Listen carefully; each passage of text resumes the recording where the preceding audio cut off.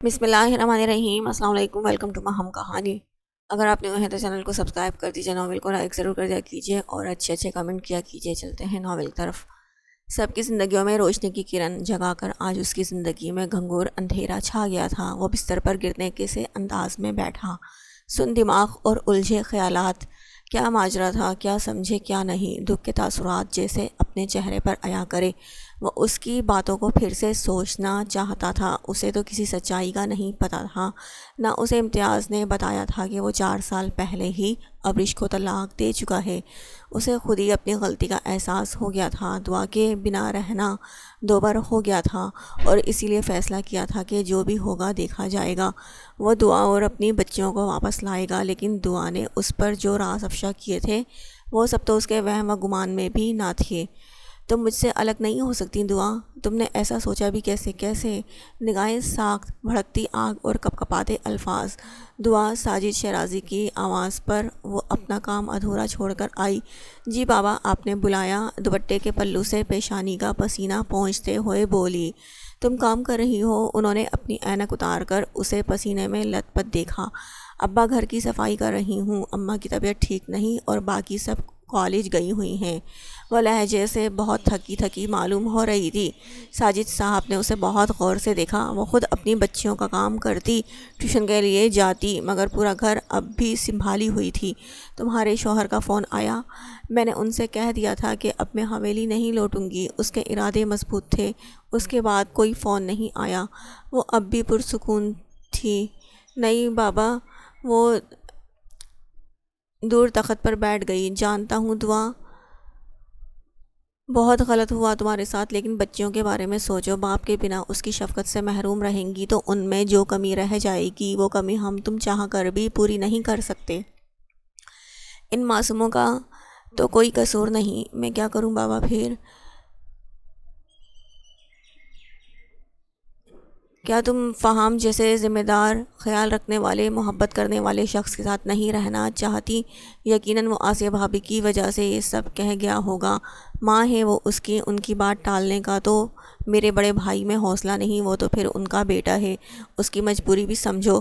وہ ان کے سامنے تمہاری طرفداری نہیں کر سکا۔ وہ تمہارے لیے سٹینڈ نہیں، اسے تمہارے لیے سٹینڈ لینا چاہیے تھا۔ اگر اسے اپنی غلطی کا احساس ہو جائے اور وہ تمہیں لینے واپس آ جائے تو انکار مت کرنا۔ اپنی بچیوں کے لیے جینا ہے اب تمہیں۔ وہ جانتے تھے ان کی بیٹی کے لیے اچھا کیا ہے۔ بابا، مگر میرے ساتھ ماضی میں جو کچھ ہو چکا ہے، اس کے بعد میں وہاں کیسے رہ سکتی ہوں؟ وہ لب بھینج کر اپنے حق میں بولی۔ ساجد شیرازی کے ماتھے پر بل نمودار ہوئے تھے۔ تمہارے ساتھ جو ہوا ماضی میں ہوا، اسے بھولنے کی کوشش کرو۔ بیٹیاں اپنے گھر میں اچھی لگتی ہیں دعا انہیں تکتی رہ گئی۔ مثال کے طور پر تم اسے چھوڑ بھی دیتی ہو تو کل کو تمہیں پھر سے کسی اور شخص سے شادی کرنی پڑے گی، کیونکہ تمہارے بوڑھے والدین کی زندگی کا اب کوئی بھروسہ نہیں، کبھی بھی آنکھ بند ہو جائے۔ ان بچوں کی پرورش کرنا آج کل اکیلی عورت کے بس میں نہیں، لیکن یہ یاد رکھنا وہ کوئی اور شخص فہام نہیں ہوگا۔ سوچ سمجھ کر فیصلہ لو۔ وہ پوری آنکھیں کھول کر اس پر نگاہیں جمائے بیٹھے تھے۔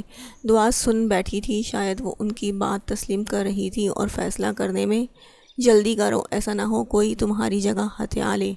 اس ایک جملے میں اسے بہت کچھ سمجھا گئے تھے۔ اس کے دل میں ایک خوف کی لہر برپا ہوئی۔ فہام شیرازی کے ساتھ کسی اور کو تصور کرنا نہ جانے کیوں محال ہو رہا تھا۔ وہ تھوک نگلتی، اسبات میں سر ہلاتی، سیڑھیاں چڑھتی اپنے کمرے میں چلی گئی۔ کچھ بعید نہ تھا آسیہ بیگم اس کی دوسری شادی کروا دے۔ شام کے سائے لمبے ہو رہے تھے۔ وہ ٹیرس پر کھڑا اپنے مخصوص خاکی شال پہنا سورج کو تک رہا تھا۔ پل بھر کو نگاہیں نیچے کیے تو باغ نظر آیا۔ سب خوش تھے۔ اب آپ کی نے پھپھو کی رخصتی ہونے لگی تھی۔ سب خوشحال تھے اور وہ اجڑ کر کھڑا تھا۔ نہیں جانتا اس کو دعا سے محبت کب ہوئی، شاید بچپن میں ہی، یا جب اسے علم ہوا تھا کہ وہ نازک سی لڑکی اس کی شریکہ حیات ہے، تب سے۔ نگاہ کے 3 بولنے والے بول دل میں نہ جانے کون سا سور پھونک جاتے ہیں۔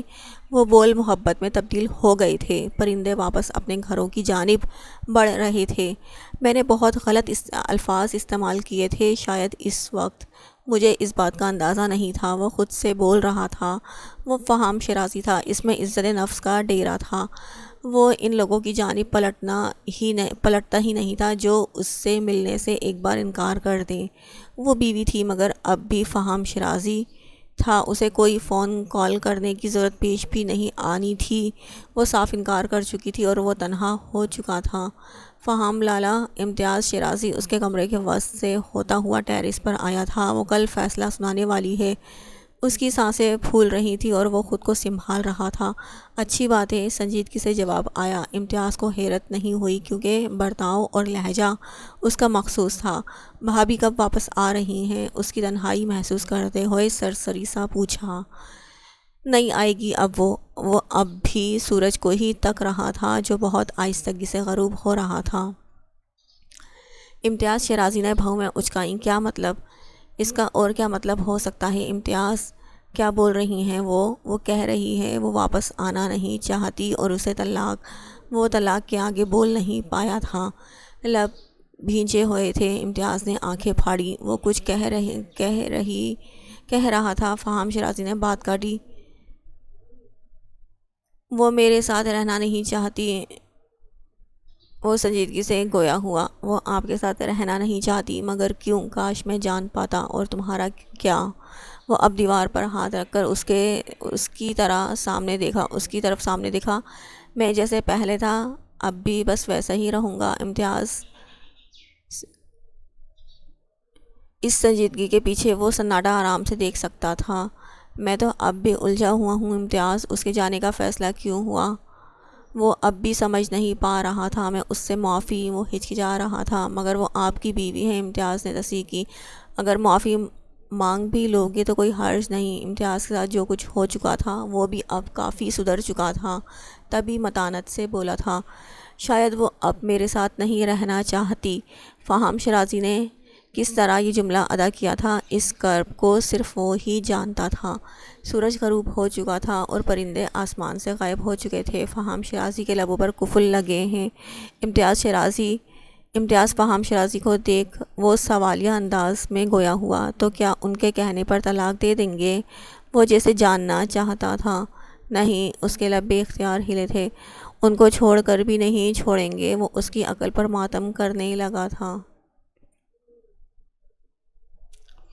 میں طلاق نہیں دے سکتا، بہت ڈرنے لگا ہوں اس لفظ سے۔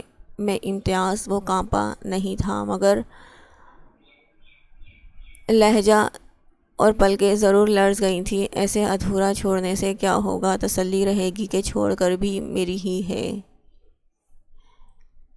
وہ اتنا بڑا فیصلہ نہیں لے سکتی بچیوں کے ہوتے ہوئے۔ آپ کو ایسا کیوں لگا؟ مجھے نہیں لگتا، شاید یہ آپ کی غلط فہمی ہے۔ آپ جائیں، ملیں، جا کر ان سے بات کریں۔ یہ روپ تمہارا نیا ہے میرے لیے۔ فہام شیرازی مبہم سا مسکرایا تھا۔ اب تو تمام روپ نئے دیکھنے کو ہی ملیں گے۔ امتیاز شیرازی استہزائیہ ہنسا۔ کہیں یہ محبت تو نہیں؟ فہام نے استفسار کیا۔ محبت کا لفظ سنا بہت ہے مگر جانتا نہیں یہ ہے۔ وہ صاف آسمان کو حسرت بھری نگاہ سے دیکھنے لگا۔ میں نے بھی شاید اپنی محبت کی توہین کی ہے۔ فہام شیرازی نے گہری سانس ہوا میں خارج کی۔ سب اچھا ہوگا، ہو سکتا ہے وہ لوٹ آئیں۔ وہ پر امید انداز میں تسلی دے رہا تھا۔ اسے وہ نہیں آئے گی کیونکہ اس کی آواز میں جو سختی اور بیزاری تھی وہ صرف میں محسوس کر کے ہی ساکت رہ گیا تھا۔ وہ اسے پل بھر میں چپ کرا گیا تھا۔ تو اب کچھ نہیں، بس میں کل لاہور جا رہا ہوں۔ وہ پختہ انداز میں بولا تو امتیاز شیرازی نے اس کا شانہ تھپ تھپایا تھا۔ وہ گاڑی روکے ساجد شیرازی کے گھر کے باہر کھڑا تھا۔ دروازے کو ہاتھ لگایا تو وہ اپنے آپ کھلتا چلا گیا۔ وہ کھلے گیٹ سے اندر داخل ہوا۔ صحن میں کسی کو نہ پا کر وہ کچھ حیران ہوا۔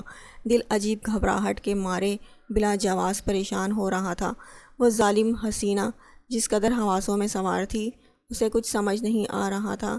کسی کو سامنے نہ دیکھ کر وہ دعا کے کمرے کی جانب بڑھا۔ اچانک ٹھٹکا۔ دعا کے روم کا دروازہ کھلا دیکھ ایک عجیب سا احساس نے اسے آ لیا۔ دل میں انجانا دھڑکا لگا ہوا تھا جسے ختم کرنے کی غرض سے وہ عین اس روم کے دروازے پر کھڑا ہوا۔ عجیب ہی کیفیت ہو رہی تھی اس کی۔ پھر تجسس ہو رہا تھا۔ بس ایک نظر اندر اسے دیکھنے کو ہمت کر کے وہ قدم آگے بڑھاتا اندر داخل ہوا تھا اور سامنے نظر جاتے ہی فہم شیرازی کی آنکھیں پھٹی کی پھٹی رہ گئیں۔ ایک پل کو اسے پوری دنیا رکتی ہوئی لگی۔ وقت، دن، مہینے سبھی جیسے تھم چکے تھے۔ سانس جس قدر رکی تھی وہ خوبصورت چہرہ بری طرح سرخ ہوا، اور جھٹکے سے سانس کھینچتا وہ اپنے قدم بے یقینی میں ایک قدم پیچھے لیتا۔ وہ ہر ناممکن بات پر یقین کر لیتا، مگر ابھی جو سامنے دیکھ رہا تھا اس پر یقین کرنا محال تھا۔ دعا اس کے عنابی لب پھڑ پھڑائے۔ دوسری جانب وہ جو اس کی موجودگی سے بے خبر نیند کی گولیوں سے، اپنی زندگی کی تمام مشکلوں سے گھبرا کر اس سے چھٹکارا پانے کی کوشش میں تھی، یکدم چونک کر دروازے کی جانب دیکھا۔ آنکھوں کی پتلیاں سکڑ کر سیدھی ہوئیں، بلکہ چند لمحوں تک اس کے بکھرے حلیے کو دیکھتے رہنے کے بعد باریک لبوں پر نہایت مدھم سی مسکراہٹ پھیلی۔ وجہ چہرہ زردی مائل ہو چکا تھا، جس پر اندرونی تکلیف کے آثار اب تک رقم تھے۔ اسے اداسی سے مسکراتے دیکھ جھیل آنکھوں سے تیزی میں ایک موتی نکلتا گال پر پسلا، اور فہم شیرازی خوشی و بے یقینی کی ملی جلی کیفیت میں بنا کچھ اور سوچے تیزی سے قدم بڑھاتے بیڈ کی جانب گیا۔ پھر دعا کو کچھ سمجھنے کا موقع دیے بنا وہاں بیٹھتا، اس کے گلے لگ کر خود میں کسی قیمتی متاع کی طرح بھیجتے ہوئے بنا آواز آنسو بہانے لگا۔ کیا اس نے اسے اس حد تک پہنچا دیا تھا کہ وہ اپنی زندگی ہی ختم کرنے کا ارادہ کیے بیٹھی تھی؟ اگر اسے آنے میں کچھ دیر ہو جاتی تو اس سے آگے فہم شیرازی سے سوچا ہی نہ گیا۔ اس کی اچانک عمل پر دعا ششدر رہ گئی تھی۔ تو کیا وہ اس سے ناراض نہ تھی؟ وہ شکوے، وہ شکایات، وہ غصہ، کیا سب کچھ پل بھر میں ختم ہو چکا تھا اس کے یوں قریب آنے پر؟ میری جان!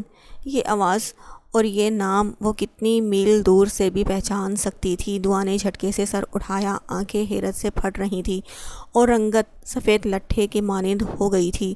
وہ جس کو کھلی آنکھوں سے دیکھ رہی تھی، یقیناً یہ خواب تھا، کھلی آنکھوں کا خواب۔ دعا میری جان، مجھے معاف کر دو۔ فہم کی جان بخش الفاظ اس کی سماعتوں سے ٹکرائے، اس کی روح تک سرور بھر گئے تھے۔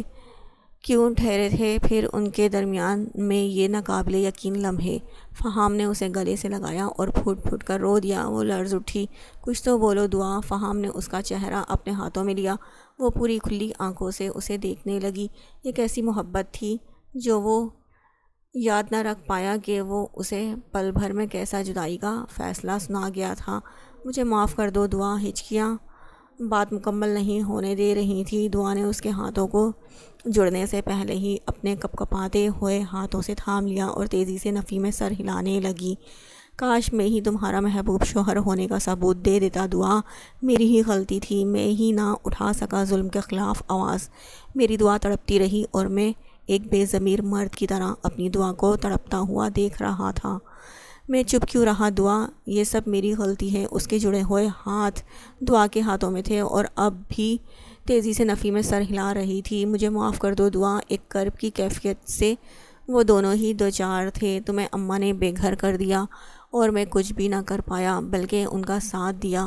اس سب کا ذمہ دار میں ہوں دعا۔ میں نے کبھی نہیں سوچا تھا میری بچیاں اور میری محبت سے دور ہو جائے گی اور میری محبت مجھ سے دور ہو جائے گی۔ فہم وہ کچھ کہنا چاہتی تھی مگر دل کی تکلیف اس قدر گہری تھی کہ الفاظ نکلنے سے قاصر تھے۔ وہ اس کی آواز سننے کو بھی ترس گیا تھا۔ تمہاری بے عزتی کی گئی، یقیناً اس میں میرا بھی ہاتھ تھا۔ مجھے بہت پہلے ہی آواز اٹھا لینی چاہیے تھی دعا۔ مجھے تمہاری زنیرہ اور زاریہ کی کتنی یاد آئی، بس یہی سوچتا رہا کہ وہ چہرہ کہاں سے لاؤں جس سے اپنی بیٹیوں کا سامنا کر سکوں۔ کیا کروں میں ایسا کہ وہ جب بھی مجھ سے بات کریں ان کے دل میں یہ بات نہ آئے کہ جو بھی ہوا ان کے بابا نے ان کے حق میں آواز نہیں اٹھائی تھی۔ وہ زندگی میں پہلی بار بلک بلک کر رو رہا تھا۔ تمہیں محسوس ہوتا ہوگا میں تمہیں بھول گیا، مگر کوئی اپنی محبت، اپنی من محرم کو بھی بھولتا ہے بھلا؟ اور تم تو سب میں انوکھی تھی، انمول تھی۔ اس دنیا میں تم ایک ہی تھی جو میری زندگی کا سب سے خوبصورت حصہ ہو۔ میں تمہیں کبھی بھی نہیں بھولا، کوئی بھی نہیں بھولا تمہیں۔ جب کبھی اپنی غلطی یاد آتی میں پچھتاوے کی کھائی میں گر جاتا ہوں۔ مجھے تو اللہ کے حضور دعا مانگنے کا سلیقہ بھی نہیں آتا۔ دعا مجھے ضرورت ہے، دعا میری جان تمہاری سب کو ضرورت ہے۔ اس کی بات ختم ہونے کی دیر تھی، دعا اس کے گلے لگ گئی۔ آپ لوگوں نے میرے ساتھ جو سلوک کیا وہ جانوروں سے بھی بدتر تھا۔ مجھے اس گناہ کی سزا دی گئی جو میں نے کیا ہی نہ تھا، لیکن پھر بھی میں کچھ نہیں بولی اور میں نے وہ کیا جو مجھے کرنا چاہیے تھا۔ جس طرح آپ سب بہت پیار کرتے ہیں امتیاز سے، ٹھیک ویسے ہی میں بھی بہت پیار کرتی ہوں اپنی بہن سے، اپنی بچیوں سے اور اپنے گھر والوں سے بھی۔ ان کو دکھی نہیں دیکھ سکتی تھی، لیکن یہاں آ کر مجھے پتہ لگا کہ ایک بار مرنے سے اتنی تکلیف نہیں ہوتی جتنی روز مر کر جینے میں ہوتی ہے۔ ہر روز خود کو ایک نئی تکلیف، ایک نئی ذلت کے لیے تیار کرنے کے لیے کتنے کرب سے گزرنا پڑتا ہے، یہ آپ میں سے کوئی نہیں جان سکتا۔ خود کے ساتھ جانوروں سے بدتر سلوک ہوتا دیکھ کر کتنی اذیت ہوتی ہے، اس بات کا اندازہ بھی نہیں کر سکتے آپ لوگ۔ روز نئے تانے تشنے سن کر کیسے خود کو خود ہی منظم کرنے کا دل چاہتا تھا، لیکن یہ سب میں آپ کو کیوں بتا رہی ہوں؟ آپ کو تو اس بات کا احساس تک نہیں کہ اگلا بندہ کس تکلیف اور اذیت سے گزر رہا ہے۔ آپ تو بس خود کو حاکم سمجھ کر دوسروں کی زندگیوں کے فیصلے کرتے ہیں، لیکن یہ نہیں دیکھتے کہ کیا واقعی ہی اگلا بندہ گنہگار ہے یا نہیں۔ کاش آپ جزا و سزا کا فیصلہ اللہ پر چھوڑ دیتے تو آج یہ سب نہ ہوتا۔ بات کرتے کرتے اس کا گلا رند گیا تھا۔ گزرے تلخ دنوں کی داستان اور درد اس کے لہجے اور چہرے پر واضح تھا، جس پر فہام کی نگاہیں جھک گئی تھیں۔ وہ اس کے ساتھ لگے سارے شکوے گلے سنا رہی تھی۔ میں بہت شرمندہ ہوں دعا، وہ ہمت مجتمع کر کے بولا۔ مجھے آپ کی بیوی کا مقام چاہیے حویلی میں، ایک ملازمہ کا نہیں۔ اس کے بھیگے لہجے میں وہ جھک کر نرمی سے اس کی پیشانی چوم کر بولا، وعدہ کرتا ہوں تمہاری ہر تکلیف کا مداوع اپنی محبت سے کروں گا۔ تمہیں تمہارا مقام ملے گا جس کی تم حقدار ہو۔ تمہاری آنکھوں میں خوشی کے تو آنسو آئیں گے، مگر غم کے آنسوؤں کو کبھی ان جھیل سی آنکھوں سے چھلکنے نہیں دوں گا۔ جذبات سے چور لہجے میں نہایت چاشنی بھری سرگوشی کرتا وہ دعا کے گرد بازوؤں کا حصار بنا کر پرسکون سا آنکھیں موند گیا۔ مقابل کے اس وعدے نے دعا کو جس قدر سرشار کیا تھا، اس کے لیے لفظوں کا بیان ناقابل بیان تھا۔ دروازے کی اور سے انہیں خوشی سے ایک نظر دیکھ کر سبینہ صحن میں آئی، جہاں ساجد شیرازی کی سوالیہ نظریں اس کی منتظر تھیں۔ ان کو دیکھتی سبینہ خوشی سے مسکراتی، اس بات میں سر ہلا گئی، ساتھ ہی ان کی گود سے زاریہ کو لیتی اسے پیار کرنے لگی۔ وہ خوش تھی، بے حد خوش کہ ان کی اور زنیرہ زاریہ کی زندگی سہل ہو چکی تھی۔ آنے والا وقت ان کے لیے سنہری دور ثابت ہونے والا تھا۔ ان دونوں کے دلوں سے ان کے روشن مستقبل کی دعائیں نکل رہی تھیں۔ وہ دونوں ابھی دوائی لے کر گھر واپس آئے تھے۔ گھر کا دروازہ کھلا دیکھا اور باہر فہام شیرازی کی گاڑی دیکھ کر وہ دونوں سمجھ گئے تھے کہ فہام شیرازی آ چکا ہے انہیں واپس لے جانے کے لیے۔ ہلکی ہلکی بارش اور ٹھنڈ موسم کو بے حد خوشگوار بنا رہی تھی۔ وہ کچن میں اس کے لیے اپنے ہاتھوں سے کافی بنا کر لائی تھی۔ کمرے میں داخل ہو کر اس نے سب سے پہلے بستر پر لیٹے اس وجود کو دیکھا جو لیٹ نائٹ آفس سے سیدھا ادھر ہی آیا تھا اور تھکاوٹ کے باعث ایک ہی انداز میں سو رہا تھا۔ سلسبیل اس نے قریب پہنچ کر اس کے کانوں میں دھیرے سے چاشنی سے لبریز آواز میں سرگوشی کی۔ ہاتھ بالوں میں پھیرتے ہوئے وہ اس بات سے لا علم تھی کہ سلسبیل سلطان کی نیند ٹوٹنے کے بجائے مزید گہری ہو رہی ہے۔ نرم و ملائم ہاتھ اسے سکون پہنچا رہے تھے۔ وہ اس کا چہرہ غور سے دیکھنے لگی، جو سوتے میں کتنا معصوم معلوم ہوتا تھا۔ سارم بالکل اپنے بابا کی کاپی تھا۔ بالوں میں چلتی انگلیاں اب اس کی بھوری بیئر پر دھیرے دھیرے پھیرتے ہوئے وہ لبوں پر مبہم سی مسکراہٹ لے آئی۔ اسے اپنے سلطان پر بیجا پیار آیا تھا۔ مجھے بھی آج آفس جانا ہے، بہت برڈن ہے کام کا تم پر۔ کیا فائدہ میرے ہونے کا؟ ہم مل کر آفس سنبھالیں گے آج سے سلطان۔ وہ اسے اٹھانے کی پوری کوشش کر رہی تھی۔ یہی تو ہونے لگا تھا تب سے جب سے سلسبیل سلطان کو ہارٹ اٹیک ہوا تھا۔ ملکہ سہانا اور ابریش اس واقعے کے بعد بہت ڈر گئی تھیں۔ تینوں اپنی اپنی جگہ اس کا بہت خیال رکھتیں۔ سرفری، مغرور، اپنے آپ میں رہنے والی، اپنے اصولوں پر چلنے والی ملکہ نے اپنے آپ کو بدل لیا تھا۔ کہتے ہیں نا، یہ جو عشق نامی بلا ہے، کسی کو چمٹ جائے تو بڑے بڑوں کو بدل کر رکھ دیتی ہے۔ ملکہ جو سلسبیل کو اپنی ملکیت سمجھتی تھی، اس کے کھو جانے کا سوچ کر جی جان سے کانپ اٹھتی۔ بے شک اس کا رعب و دبدبہ ابھی بھی برقرار تھا سب کے لیے، مگر سلسبیل سلطان کے سامنے اس کی محبت اس پر غالب آ جاتی۔ وہ روز اسے ایسے ہی محبت سے اٹھانے لگی تھی۔ کھڑکیوں سے پردے وہ پہلے ہی ہٹا چکی تھی۔ اس کے بکھرے بال آنکھوں کے آگے پھیلے ہوئے تھے۔ وہ جو سوچ رہی تھی کہ جگانے میں کامیابی حاصل کرنے والی ہے، سلسبیل تکیے سے چہرہ اٹھا کر اس کی گود میں رکھ کر دوبارہ سو گیا۔ ملکہ کا منہ حیرت سے کھلا۔ کافی ٹھنڈی ہو رہی ہے اور جناب کو ٹھنڈی کافی پسند نہیں۔ میرے خیال میں اب ایک یہی راستہ تھا، اسے اس کی فیوریٹ کافی کا بتا کر جگایا جائے، اور وہ کامیاب رہی۔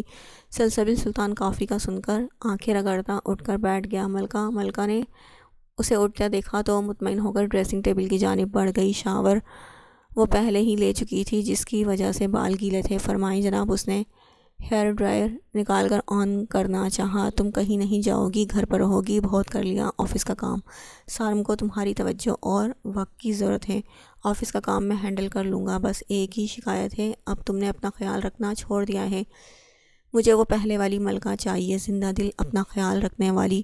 وہی ایٹیٹیوڈ۔ تمہیں اچھی طرح پتہ ہے موسم بدل رہا ہے، اگر ان گیلے بالوں سے تمہیں ٹھنڈ لگ گئی تو میرے لیے کافی بنانا ضروری نہیں تھا، پہلے اپنے بال ڈرائی کر لیتی۔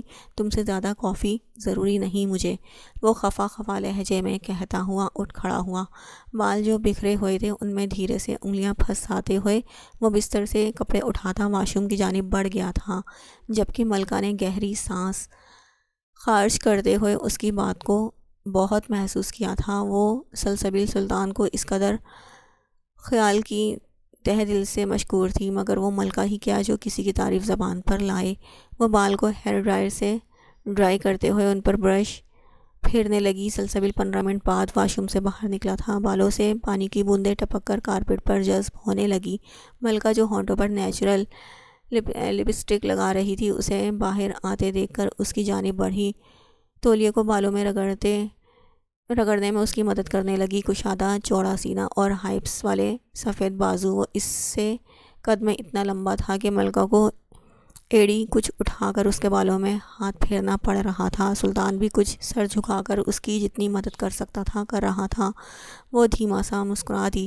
یہی سمجھا رہا ہوں، خود کو میرے لیے بدلو مت، اپنی پرواہ کیا کرو جیسے پہلے کرتی تھی۔ بدلو مت، اپنی پرواہ کیا کرو جیسے پہلے کرتی تھی۔ تم تکلیف میں ہو یہ مجھے گوارا نہیں، اپنا خیال رکھا کرو، میرے لیے، سارم کے لیے رکھو گی نا؟ وہ آئینے میں اس کی آنکھوں میں دیکھنا ہلکا سا جھک کر اس کے کانوں میں بھاری سرگوشی کر رہا تھا۔ اس کے بالوں کو نرمی سے آگے پیچھے کرتے ہوئے وہ بالوں کو اچھے سے ڈرائی کر رہا تھا۔ کافی دوبارہ بنوائی ہے، پہلے والی ٹھنڈی ہو گئی۔ ملکہ نے بھاپڑا تھی گرما گرم کافی کا مگ اس کے سامنے کیا۔ بن کر اٹھ رہا ہے گرم کافی سے دھواں، موسم سرما پلٹ آیا ہے، تم بھی آؤ نا، گھل رہی ہیں سانس میں ماحول کی یک بستگی، تم سلیقے سے کسی احساس کو سلگاؤ نا۔ سلسبیل سلطان نے کافی کا مگ اس کے ہاتھوں سے لیا، دلکش انداز میں کہا، اور اس کے رخسار پر اپنے لب رکھے تو ملکہ نے بنا کسی جھجک کے اس کی بیڈ پر لب رکھ دیے۔ سارم کے لیے میں نے کچھ ڈیسائیڈ کیا ہے اور وہی ہوگا جو میں چاہتی ہوں۔ ملکہ کو اپنے اصلی انداز میں جاتی بات کرتے ہوئے دیکھ کر سلسبیل سلطان کے لبوں پر مسکراہٹ ابھر آئی۔ جو حکم ملکہ عالیہ، وہ اس کے سامنے ہلکا سا جھک کر کورنش بجا لایا تو ملکہ اس کے انداز پر کھلکھلا اٹھی۔ اس کی ہنسی کی جل ترنگ کمرے میں بکھری تھی۔ کچھ سال بعد فارس، اپنے بریک فاسٹ جلدی سے فنش کرو، اور فبیہ آپ بھی بیٹا۔ بریڈ پر مارجرین لگا کر وہ 5 سالہ فارس کو دیتی ہوئی بولی۔ یہ ڈائننگ ہال کا منظر تھا۔ سربراہی کرسی پر سمینا بیگم بیٹھی تھیں، خود بھی ناشتہ کرتی بچوں کو دیکھ رہی تھیں۔ ان کی دائیں جانب فارس اور اس کے ساتھ فبیہ بیٹھی تھیں۔ وہ دونوں اسکول یونیفارم میں ملبوس تھے، جبکہ ابرش ان کے بائیں جانب بیٹھی تھی، اور ابرش کے ساتھ 4 سالہ ایک گول مٹول سی عدن بھی بیٹھی تھی۔ ابرش اپنے ساتھ بیٹھی عدن کو اپنے ہاتھوں سے ناشتہ بھی کروا رہی تھی، اور ساتھ ساتھ بیٹھے فارس اور اسکول سے دیر ہو رہی ہے، ہری اپ بچوں۔ عدن، آپ نے کوئی شرارت نہیں کرنی اسکول میں، یو نو دیٹ آج آپ کا فرسٹ ڈے ہے۔ موم کو کوئی شکایت نہیں ملنی چاہیے، آر یو انڈرسٹینڈ؟ وہ نرم لہجے میں لیکن وارننگ دینے والے انداز میں عدن سے بولی تھی۔ یس موم۔ چہرے پر بلا کی معصومیت تھی اس کے۔ بھرا ہوا منہ چلاتے ہوئے وہ بولی تھی، بی بی جی، سلطان صاحب آپ کو بلا رہے ہیں۔ اسی وقت ایک ملازمہ نے آ کر ابرش سے کہا، آپ ایسا کریں بچوں کے بیگز لے کر آئیں روم سے، وہ کچن سے لنچ باکس بھی یاد سے لے آئیے، میں خود رکھ دیتی ہوں ان کے بیگز میں۔ فارس اور فبیہ، آپ دونوں نے اگر چپکے سے لنچ باکس بیگ سے نکالے اسکول جانے سے پہلے تو مجھ سے برا کوئی نہیں ہوگا، کہتے ہوئے وہ اٹھ کھڑی ہوئی اور زینے طے کرتی ہوئی اپنے روم کی جانب بڑھی۔ یار ابریش، میری واچ کہاں ہے؟ وہ جب کمرے میں داخل ہوئی تو سلسبیل سلطان آئینے کے سامنے کھڑا بالوں میں برش کر رہا تھا۔ شیشے سے ابریش کو دیکھتے ہوئے وہ بولا۔ وہ 4 پیس سوٹ پہنے بالکل تیار کھڑا تھا۔ واچ تو آپ پہنتے ہی نہیں، اب کہتے ہیں موبائل پر وقت نظر آتا ہے تو واچ کا کیا کام؟ وہ اس کی کہی بات اسے یاد دلاتے ہوئے بولی، او جانا، تمہارے سوا کچھ یاد ہی نہیں رہتا، وقت اور واچ بھی نہیں۔ وہ کہتا ہوا مسکرایا تھا۔ اس کی بات پر ابریش کے لبوں پر مسکراہٹ رینگی تھی۔ ہائے، آج بھی اتنا شرماتی ہو یار تم۔ او لو یو سویٹ ہارٹ۔ سلسبیل نے آگے بڑھ کر اس کی کمر کے گرد اپنا حصار بنا کر اپنے قریب کیا۔ اوف سلسبیل جی، آپ دن میں 1000 بار آئی لو یو بولتے ہیں۔ آپ مجھے یہ بتائیں، اکاؤنٹس کی ڈگری لی ہے یا عشق و محبت کی؟ وہ اپنی ہنسی دبائے سنجیدگی سے بولی۔ سلسبیل، آپ دن بدن چھچورے ہوتے جا رہے ہیں۔ ابریش نے اسے تھوڑا پیچھے کیا تھا لیکن وہ اپنے لب رکھ چکا تھا۔ محبت چیک کرو یار میری، اپنی مصروفیت میں بھی اتنا ٹائم دیتا ہوں تمہیں، کہاں ملے گی ایسی محبت؟ سلسبیل نے آنکھیں ونک کیے، شرارت آمیز انداز میں کہا تو ابریش نے نظریں چرائیں۔ سلسبیل جی، دیر ہو رہی ہے، بچے ویٹ کر رہے ہیں، عدن کا فرسٹ ڈے ہے آج اسکول کا۔ ابریش نے نظریں جھکا کر کہا، او ہاں یاد آ گیا، کہاں ہے میری پرنسس؟ نیچے ہے وہ جلدی سے بولی، جبکہ ہاتھ ابھی بھی ابریش کی کمر کے گرد حائل تھا۔ وہ پھر سے ابریش کے چہرے پر جھک کر اس کے لبوں کو اپنے ہونٹوں میں قید کر گیا اور اس پر اپنی شدتیں برداشت کرنے لگی۔ جب اسے ابریش کی سانسیں رکتی ہوئی محسوس ہوئیں تو اس نے آہستگی سے اسے اپنی قربت سے آزاد کیا۔ ابریش نے گہرا سانس لیتے ہوئے خود کو نارمل کیا۔ سلسبیل، آپ واقعی بہت چھچورے ہیں۔ وہ سلسبیل کے سینے پر ہاتھ رکھ کر اسے پیچھے کرنے کی کوشش کرتی ہے۔ سلسبیل اس کی یاقوتی لبوں کو اپنے انگوٹھے سے سہلاتے ہوئے اس کے ہونٹوں کو وہ دلکشی سے مسکرایا۔ کچھ تھوڑی سی شرم کر لیا کریں، 5 بچوں کے باپ ہیں اب آپ۔ وہ سلسبیل سلطان کو شرم دلا رہی تھی لیکن بے سود۔ یار، جب تم جیسی خوبصورت بیوی پاس ہو تو 500 بچے بھی پیدا کر لوں۔ وہ آنکھ ون کیے بولا، استغفار، میں انسان ہوں، کوئی ایلین نہیں، ایسے ارادے ہیں تو کوئی اور ڈھونڈ لے۔ وہ خفگی سے بولی، ویسے بھی اسلام میں 4 شادیوں کی اجازت ہے، کہوں تو ایک اور کر لوں پھر؟ وہ جان بوجھ کر اسے چڑھانے والے انداز میں بولا، کیا سلسبیل جی، آپ کا سبوسپور لگتا ہے دماغ کام کرنا چھوڑ گیا ہے؟ ابھی میری محبت کے قصیدے پڑھ رہے تھے اور اب؟ وہ ایک ادا سے بولی تھی۔ سلسبیل کو جی بھر کر پیار آیا تھا اس پر۔ ہاں ہاں ہاں، چلو بچے ویٹ کر رہے ہیں۔ وہ دونوں ساتھ چلتے ہوئے نیچے آئے تھے۔ السلام علیکم ماما۔ ڈائننگ ہال میں پہنچ کر اس نے سمینہ بیگم کو سلام کیا۔ او مائی لٹل پرنسس، بہت کیوٹ لگ رہی ہو۔ سلسبیل نے عدن کو اٹھا کر اس کی جگہ بیٹھا اور اسے اپنی گود میں بٹھایا۔ ڈیڈ، مجھے لیٹ ہو رہا ہے، آج میرا فرسٹ ڈے ہے اسکول کا، اور فرسٹ ڈے ہی لیٹ؟ وہ کیوٹ سی عدن منہ بسور کر بولی تھی۔ او سوری پرنسس، اوکے بس 5 منٹ دو بابا کو۔ سلسبیل اسے گود میں بٹھائے ناشتہ کرنے لگا تھا۔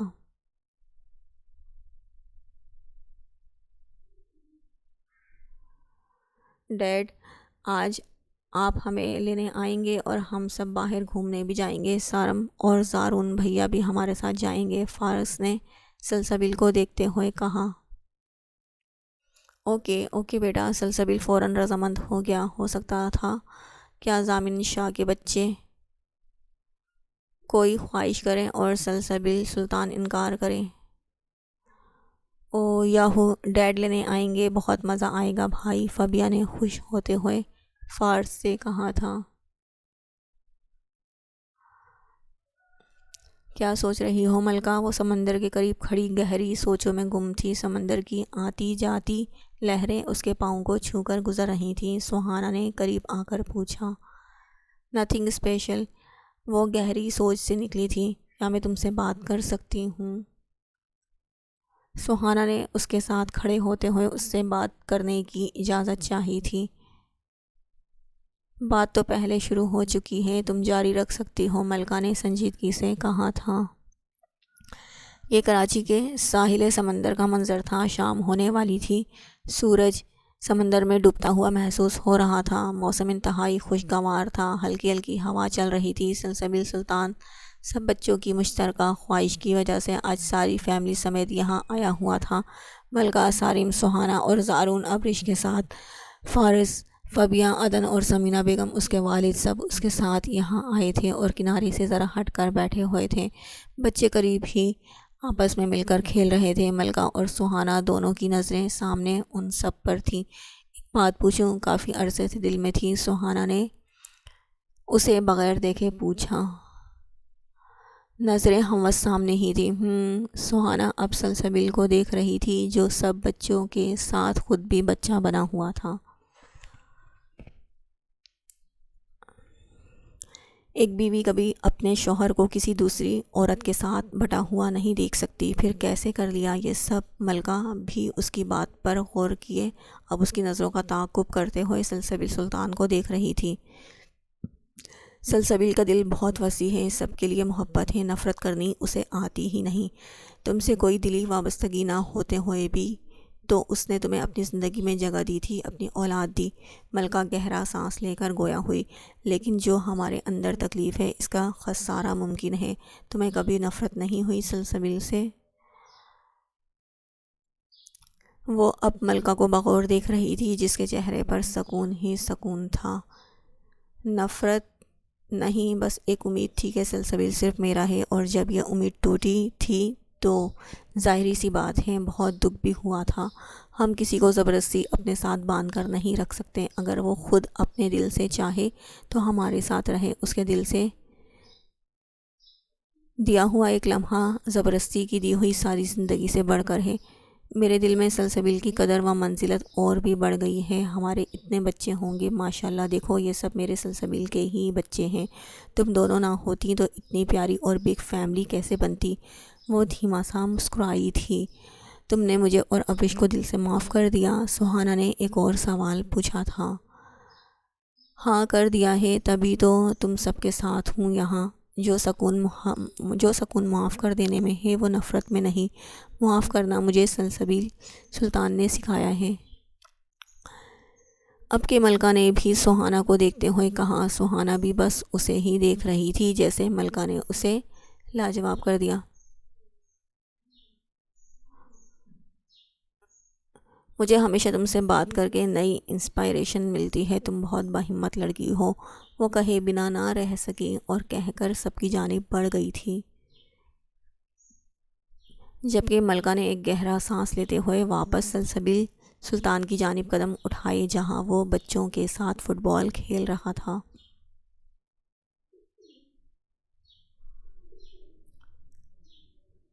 وہ ملکہ تھی اپنے گھر کی، اپنے بزنس کی، اپنے بیٹے کی زندگی میں بھی بس سلطان کے دل کی ملکہ بننے میں تھوڑی کسر رہ گئی تھی، کیونکہ اسے خدا نے اور بھی ذمہ داریاں دے دی تھیں جس سے اس کا سلطان اس سے بڑھ گیا تھا۔ کہتے ہیں نا، کبھی بھی کسی کو مکمل جہاں نہیں ملتا، کوئی نہ کوئی کمی رہ ہی جاتی ہے۔ اگر یہ کمی نہ رہے، ہر خواہش پوری ہو جائے تو انسان اپنے پروردگار کو کیسے یاد کرے گا؟ کچھ لوگ ملکہ کی زندگی کی کتاب کو پڑھ کر یہ کہیں گے کہ ملکہ جو اتنی مغرور، ہر چیز کو اپنے اشاروں پر چلانے والی تھی، وہ بھی ایک عام عورت نکلی، شاید ایک کمزور عورت اپنے اوپر، جبکہ الگ ہونا بھی اس کے اختیار میں تھا۔ پھر سوچا کہ اس کے الگ ہونے سے کسی کو کوئی فرق پڑے نہ پڑے، صرف اسے فرق پڑے گا۔ وہ کیوں اپنی جگہ کسی کو دے؟ جتنا بھی وقت ملتا ہے اسے چرا لو، اس سے پہلے کہ وہ بھی آپ کے ہاتھوں سے چھن جائے۔ اپنا بس ہمسایہ گھر کیوں اجاڑے؟ اپنے ہاتھوں سے کیوں لوگوں کی زبانوں پر کہانی لائے؟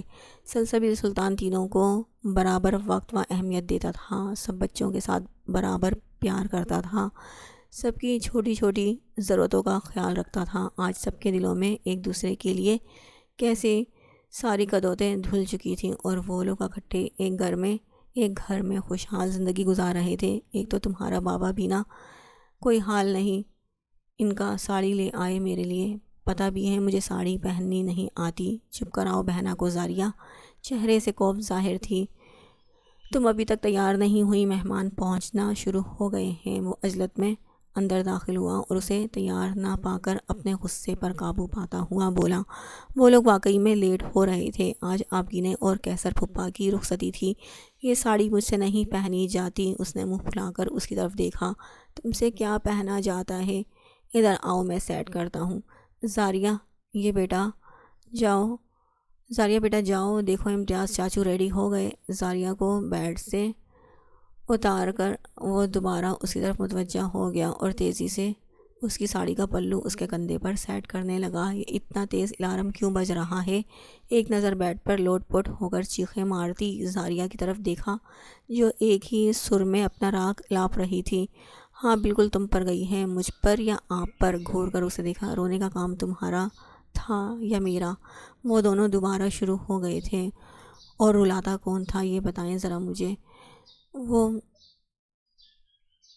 وہ رکھ لے مجھے اپنے پاس کہیں قید کر کے، کاش کچھ ایسا مجھ سے قصور ہو جائے۔ وہ اس کے کان کی لو کو لبوں میں دبائے دلکش انداز میں بولا تو دعا کے جسم میں جھرجھری سی دوڑ گئی۔ تم واحد ہستی ہو جس کے سامنے میرا دل جھک جاتا ہے، خاموش ہو جاتا ہے، موم ہو جاتا ہے، کیونکہ مجھے تم سے بے پناہ محبت ہے۔ اس دل نے تم کو چن لیا ہے، وہ سرگوشی نما آواز میں بولا، اور اسے اپنی باہوں کی آغوش میں قید کر لیا۔ کچھ لوگ اللہ کے در کے لیے ہی پیدا کیے جاتے ہیں، اللہ ان کو چن لیتا ہے، کبھی رلا کر، کبھی آزما کر، کبھی تکلیف دے کر وہ اپنے خاص بندوں کو دوسروں سے الگ کر دیتا ہے۔ کچھ اس مقام تک چل کر خود آتے ہیں، کچھ کو کھینچ کر لایا جاتا ہے۔ بندے کی کیا مجال کہ اللہ کے حکم سے سرتابی کرے، اور جس کو رب مل جائے اس کو پھر سب مل جاتا ہے۔ جیسے اللہ تعالیٰ نے سلسبیل سلطان کو چن لیا تھا، اس کے دل کو سب کے لیے وسیع کر دیا تھا۔ اختتام۔